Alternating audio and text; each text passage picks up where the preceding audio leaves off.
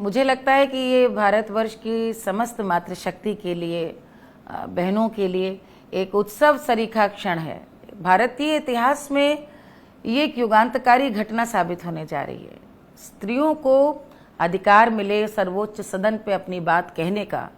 उनकी भागीदारी बढ़े, इसकी डिमांड तो कब से थी, लेकिन अब जा कर के वो बहुप्रतीक्षित पल आ गया है जब सदन में ये बिल पेश किया जाएगा। और पूरी उम्मीद है कि पूरे सदन की इच्छाओं से ये पास भी होगा। और इसके बाद हम कल्पना भी नहीं कर सकते हैं कि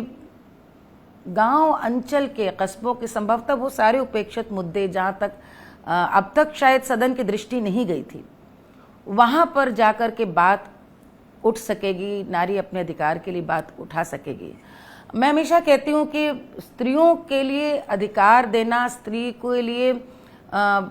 दूरगामी योजनाओं को का निर्माण करना एक बात है, लेकिन राजनीतिक रूप से भी उनको इतना समर्थ बनाना कि वे अपने लिए विधान बना सकें, ये बहुत बड़ा परिवर्तन है। हमने देखा है कि जब ग्राम पंचायत में, जब पंचायती व्यवस्था में, प्रधान ही व्यवस्था में जब महिलाएं प्रधान बनने लगीं, तो आरंभ में सबको लेकर के आलोचना थी। लोगों को लगता था निरक्षण है, स्त्रियां कैसे करेंगी, लेकिन आज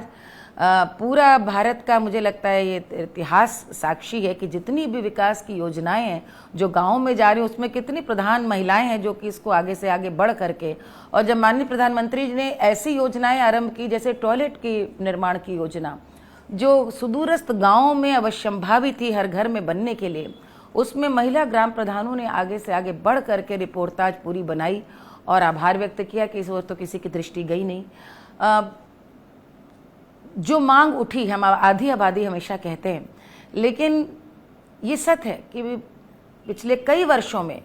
भारत के इतिहास में, राजनीतिक इतिहास में, चुनावी इतिहास में कितनी सरकारें हैं जो सिर्फ महिलाओं के वोट के बल पे बनी हैं या बिगड़ी हैं। ये अधिकार है, ये महिलाओं की अपनी राजनीतिक विचार शक्ति है, जहाँ पर वे अपने निर्णय स्वयं ले सकती हैं, क्या उनके लिए अच्छा है और क्या बुरा। ऐसे में जो ये भारतवर्ष में ये निर्णय आ रहा है, तो वास्तव में हम कल्पना नहीं कर सकते कि जब सदन में, चाहे विधानसभा हो या फिर संसद में, जब ये स्त्रियां पहुंचेंगी और अपनी शिक्षा अपने बल पे वहाँ पर बात उठाएंगी। और ये तो हम सब जानते हैं कि स्त्रियों का प्रबंधन कौशल हो या उनकी शासकीय क्षमता हो, इस पर कभी किसी को शक नहीं। जैसे वो घर चलाती हैं, जैसे सबको जोड़ करके रखती हैं, और सलाम है, प्रणाम है उन स्त्रियों को जो नौकरी के संग संग घर की भी सारी जिम्मेदारी उठाती हैं। तो वे बड़े अच्छे से सबको बांधना भी जानती हैं, कहाँ कौन सा कोना उपेक्षित रह गया ये भी जानती हैं। तो मुझे तो बहुत आनंद है, बहुत प्रसन्नता है कि हमारी वे सभी बहनें जो हम कहते हैं कि उपेक्षित भी रह गई हैं कहीं पर, ये कहीं ना कहीं सरकार की ओर से जब ये नियमावली आ जाएगी कि वो आरक्षित कर दी जाएंगी ऐसी सीटें जहाँ से सिर्फ एक बहन ही आकर के अपनी आवाज़ उठाएगी, अपने क्षेत्र की आवाज़ उठाएगी, तो विकसित भारत की बात जो माननीय प्रधानमंत्री करते हैं 2047 में,